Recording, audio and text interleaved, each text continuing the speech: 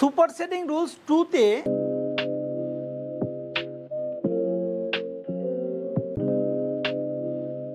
বলছে যে আপনার এখানে দুই ধরনের ঘটনা ঘটে, একটা হচ্ছে ডেরিভেল পজিটিভ আর একটা হচ্ছে ডেরিভেল নেগেটিভ।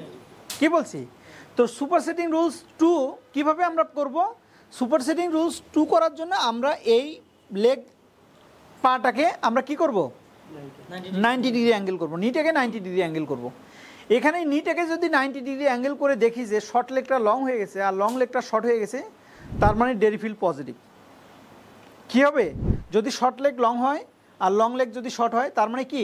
ডেরিভেল পজিটিভ। ডেরিভেল পজিটিভ হলে এটা ইন্ডিকেট করে কি? এস ইলিয়াম আর পিআই ইলিয়াম। ডেরিভেল পজিটিভ হলে ইন্ডিকেট করে কি? এএস ইলিয়াম আর পিআই ইলিয়াম। অর্থাৎ ডেরিভেল পজিটিভ যদি হয় তাহলে আমরা ট্রিটমেন্টের জন্য ফোকাস করব এএস ইলিয়ামকে আর পিআই ইলিয়ামকে। কে বলছি? এবার এই টেস্টটায় যদি আবার ডেরিভেল নেগেটিভ হতো, যে শর্ট লেগ রিমেইন শর্ট আর লং লেগ রিমেইন লং, তাহলে আমাদের ডেরিভেল নেগেটিভ। আর এই নেগেটিভ হলে কি কি ইন্ডিকেট করে?